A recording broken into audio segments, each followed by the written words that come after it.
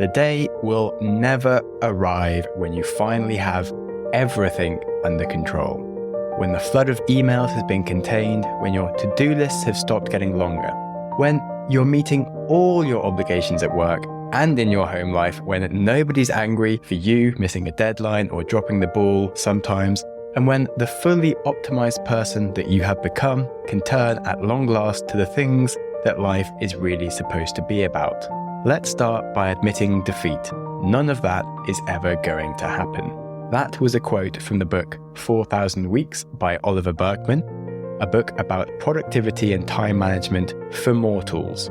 It is based on the premise that we are all going to die, and the over-optimized life for work and economic output with time boxing and calendar obsessions is actually a negative-sum game. It's this efficiency mindset that arrived as part of the commercialization of everything that shifted our priorities away from our social and creative nature and is making our lives worse and inducing existential overwhelm everywhere. Hello and welcome to the Growth Mindset Podcast. Of course, we need to remember that time is our most precious resource, and it's time scarcity that makes it so valuable. Yet, time management is a skill that many of us find so difficult to master. Oliver Burkman emphasizes that we should culture the opposite, perhaps, of the hustler mentality, because the hustler mentality is just constantly saying to optimize for just achievements that we're told that we should seek at the cost of our own actual life. Now, whether you agree with this statement or not, I think it's always good to be curious on both sides of the arguments to see what could be learned from whatever you already know. And I found this a really interesting book that I did agree with many of the things to help people become more happy with their lives and really think about the goal of what they are trying to achieve before they sort of waste their life, perhaps achieving the things that they may regret as they're dying. When you consider that it is basically impossible to truly master your time anyway, it does make sense to perhaps spend less of that scarce time prioritizing how to manage your time and spend more of that time enjoying it. Now, the book makes many useful points, and instead of trying to say everything in the book, like you could read the book, but I'm going to teach you the 7 most valuable tips from the book. Where did our time obsession come from and why? How to balance existential overwhelm? What is the efficiency trap and how should you avoid its ironic inefficiencies? What can we learn by embracing procrastination? How can we make our life more fun, plus a few of my own ideas on that, and how to focus on enriching whatever time we might have left. So firstly, where did our efficiency mindsets come from? Because humans actually didn't care that much about time before it was an important factor, and it was actually something that we invented. Cats, apes, sharks, they have no concept of time as such besides just days and seasons. That's about it. And when you look at history, humans didn't have to observe time as much. Even when it was invented, they still didn't bother to organize time being the same in every single location until it started being important for communications. In medieval times, people were mainly thinking about their main daily life struggles and, okay, they're going to do some farming today, but that's about it. When we started having factories and the economic output per worker really started tracking our time to see how people were performing versus how much time they had and how much they were going to get paid, that the whole efficiency mindset really started to build and build. And it was really just a commercialized asset as they realized that time was part of the resource that they wanted to make the most of. So before that, humans naturally didn't try to organize or optimize everything in their day and their workflow constantly to save time because they just enjoyed doing the thing they were doing until they needed to do something else. Now, this really helped with stress and anxiety because people weren't so pressured by deadlines and limited hours, and they just thought about the bigger picture. Of course, technological development and general economic output of the world was much less, but if people were feeling better about themselves, it does seem that maybe there is a case to enjoying your life more by not clock watching so much and trying to be efficient with every single second. Ultimately, it's the constant pressure of managing our time that leads us to forget the end goal and enjoying life as it is. Which leads to the next point about existential overwhelm. This is based on the principle that we have limited time, but there's so many things we want to do. Oliver Burkman has a great quote here saying, "We've been granted the mental capacities to make almost infinitely ambitious plans, and yet practically no time to put them all into action." And that's part of why we have existential overwhelm. We kind of realize that we can't do everything, but we want to do everything.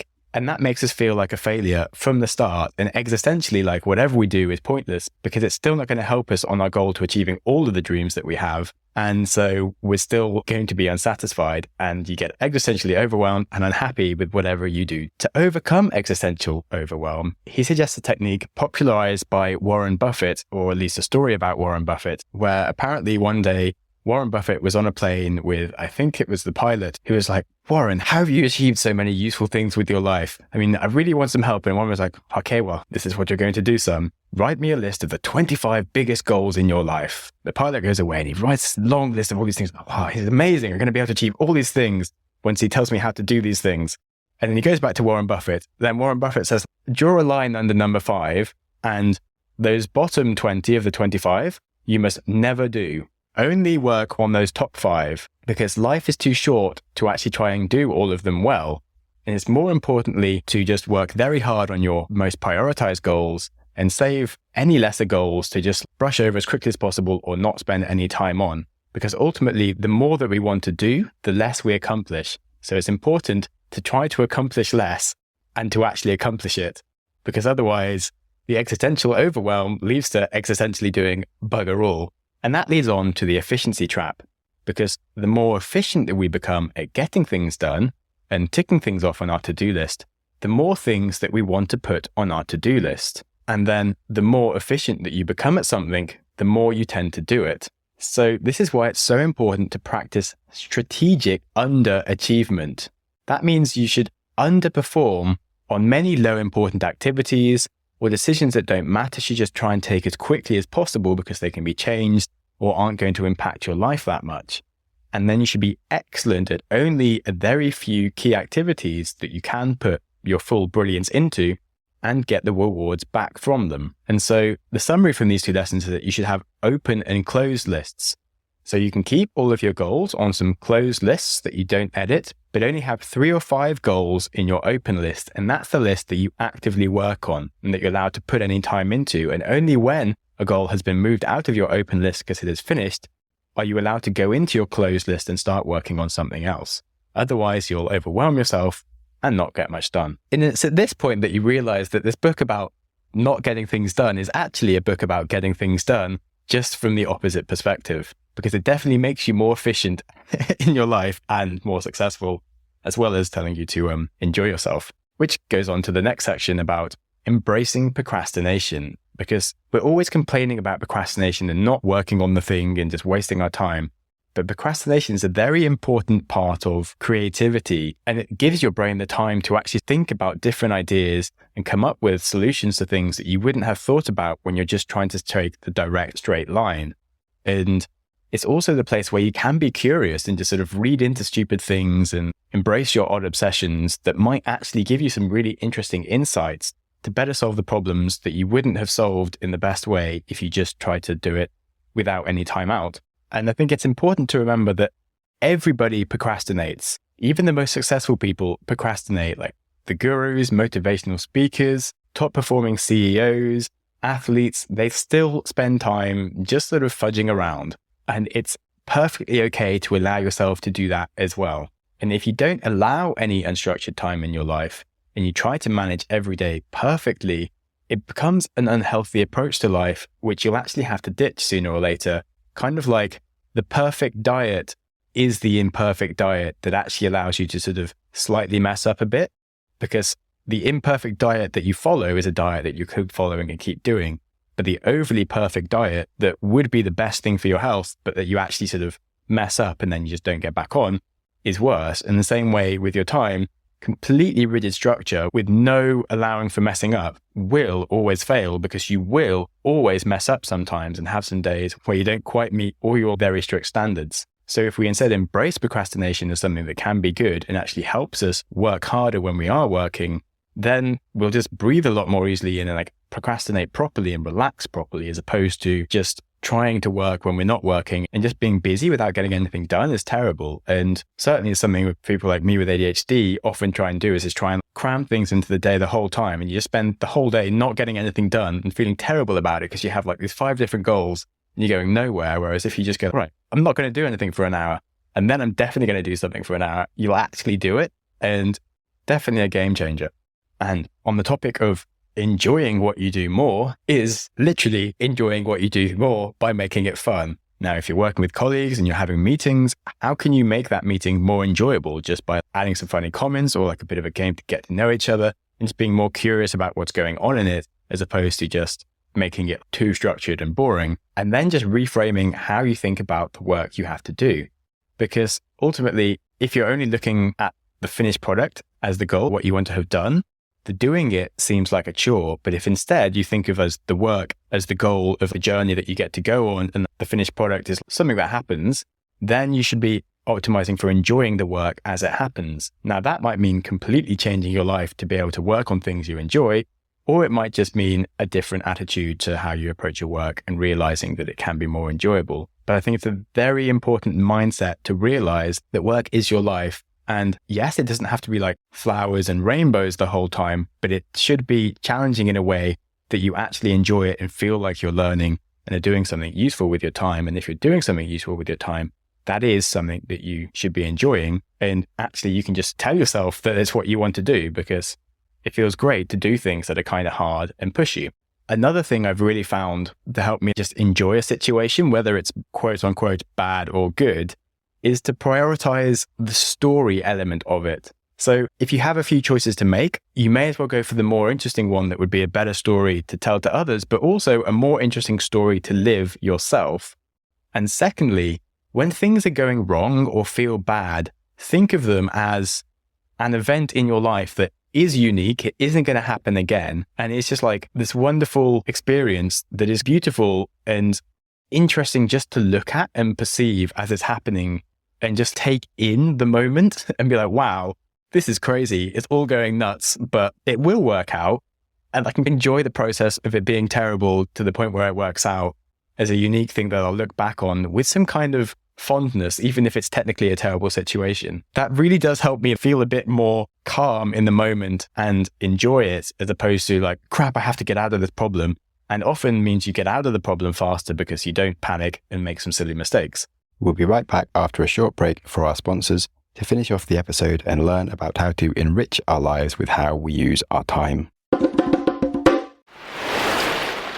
Another great concept is the concept of being the main character in your life, which means that, let's say you were reading the story of your life, as we were just saying, like trying to optimize for interesting stories, but also when you read a story, when a character is introduced, you kind of know where they're going in life. Is this a story of someone that is going to the gym a lot? Or is this a story of someone that's like writing every day and working out how to improve what they're writing on? Or is this the story of someone that like get to the end of the day, was annoyed at their work and just watches Netflix all evening and doesn't really work on any of their problems? And just by writing down what it is that they're doing, you already know where they're going to be in 5 years' time, in 10 years' time.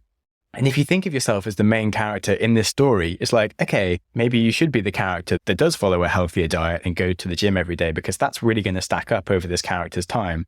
And the character wants to be a YouTuber, then yeah, they should be someone that makes a video every week and like slowly makes them better and better. And actually in a few years' time, you know that that person is going to have some really good videos that people are noticing.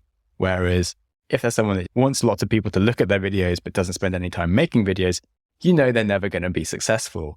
And so when you think of yourself as the main character in the story that you're reading, it becomes a bit more obvious what that character should be doing. And I think it's a really good way to get some perspective on your life and actually just be like, okay, this is what I should do. I'll just do that.